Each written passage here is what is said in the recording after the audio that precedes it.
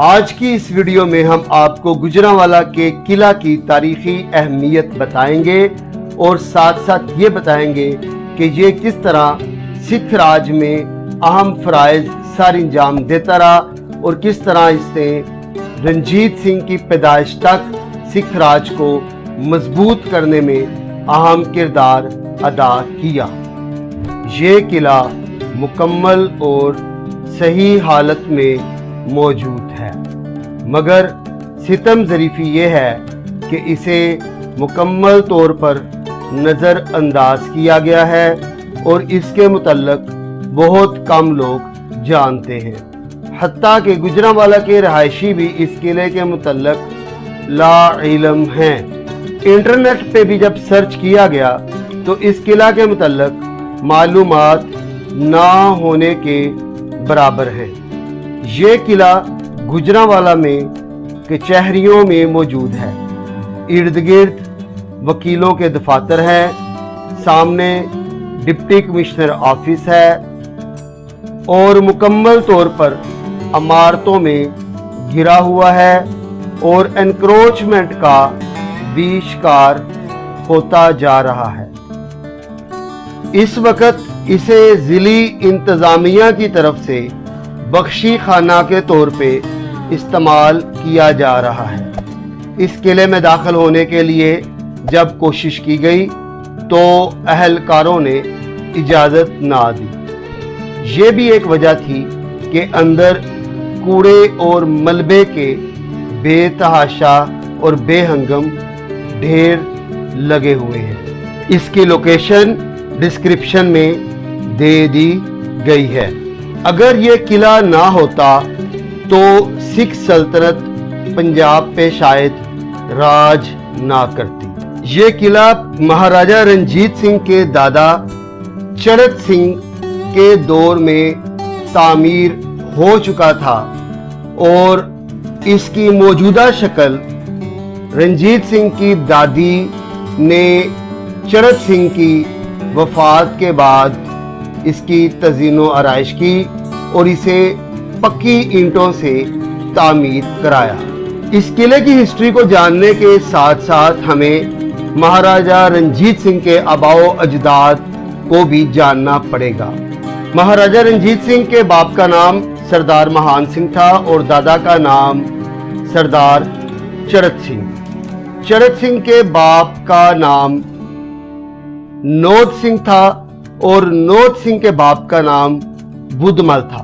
بدمل پہلا شخص تھا کہ جس نے ہندوازم چھوڑ کے گرو ہر رائے کے ہاتھ پہ سکھ دھرم قبول کر لیا اور اس نے گجرانوالہ کے قریبی گاؤں موزہ سکر چک میں ایک مضبوط مکان تعمیر کیا اور اس کے ساتھ ساتھ ایک مضبوط جتھا تیار کیا۔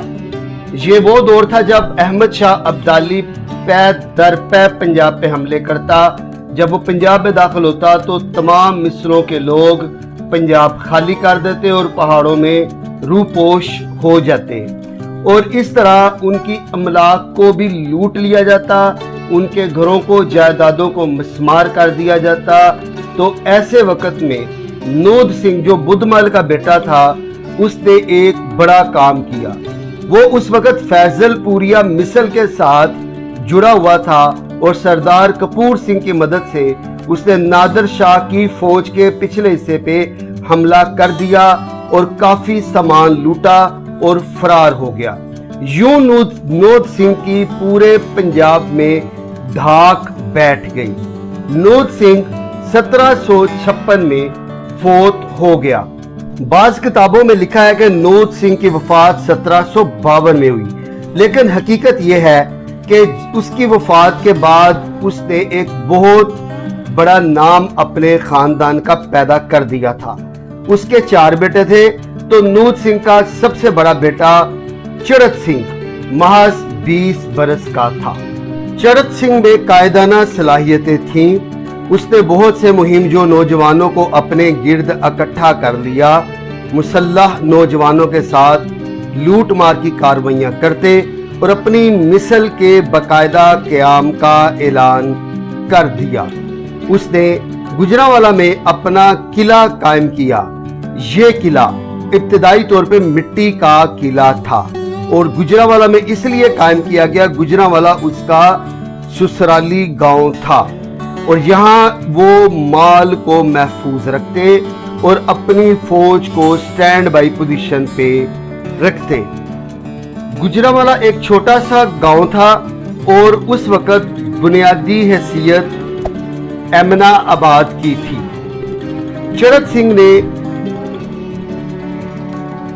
پہلا حملہ ایمنا آباد پہ کیا۔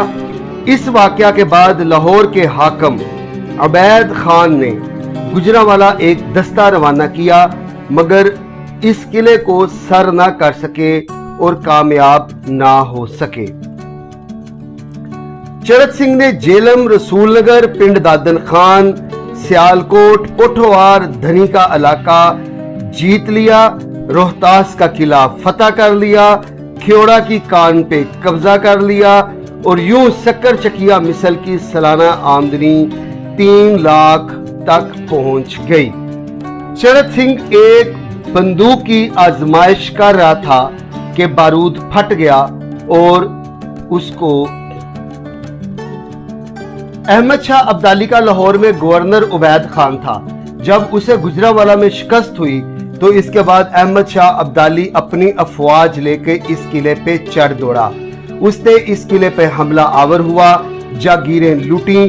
جب مال اسباب چھین کر واپس جا رہا تھا تو چرت سنگھ نے اس کی فوج کے پچھلے حصے پر حملہ کیا اور مال اسباب لوٹ کر اپنا بدلہ لے لیا۔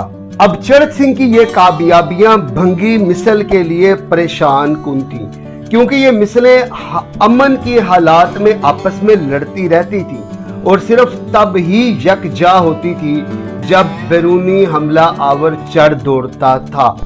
یوں ان دونوں مثلوں کے درمیان کئی جھڑپیں ہوئیں، کیونکہ بھنگی مثل کو نظر آ رہا تھا کہ سکر چکیا مثل کہیں آگے نہ نکل جائے۔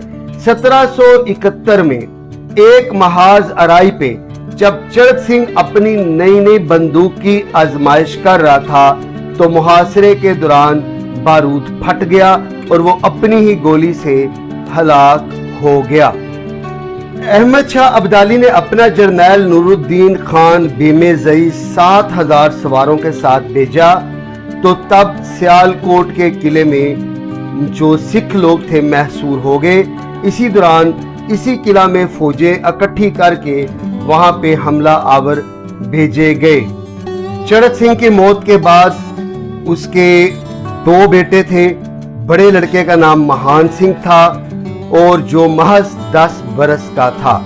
مہان سنگھ کی والدہ بڑی زیرک اور جہاندیدہ عورت تھی۔ اس نے اپنی ڈوبتی ہوئی مثل کو بچانے کے لیے شہنشاہ جلال الدین محمد اکبر کی پالیسی کو فالو کیا۔ اس نے ہمسایہ مثلوں کے ساتھ رشتہ داریاں قائم کی اور اس قلعے کی مضبوط اینٹوں سے تعمیر شروع کروائی۔ مہان سنگھ کی شادی ریاست جنید کے سردار کی بیٹی سے کی۔ بیٹی کی شادی بھنگی سردار کے سردار۔ اسی طرح مائی دیسا نے اپنی بیٹی کی شادی بھنگی مثل کے سردار جے سنگھ کے لڑکے صاحب سنگھ سے کر دی۔ ان اقدامات سے مائی دیسا نے اپنی ڈوبتی ہوئی مثل سکر چکیا کو بچانے میں کامیاب ہو گئی۔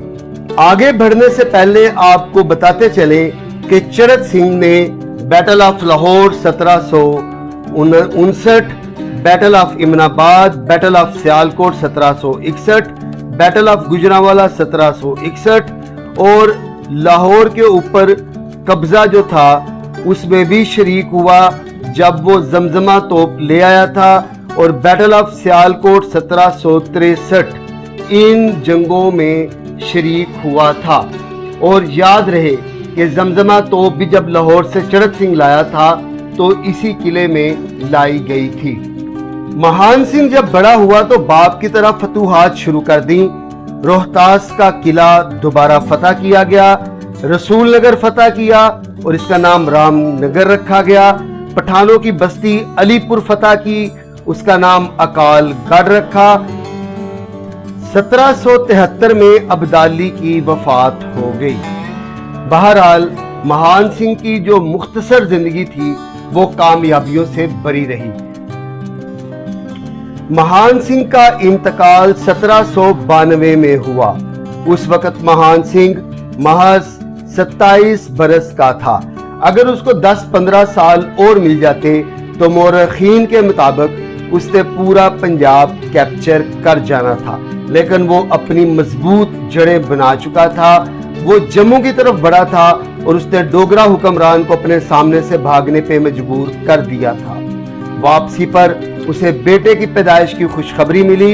उसने फौरन उसका नाम बुद्ध सिंह रखा, यानी अक्लमंद, लेकिन बाद में अपनी फतूहात की याद में नाम तब्दील करके रंजीत सिंह रखा गया, यानी फातह जंग। ये सिलसिला आगे बढ़ता रहेगा।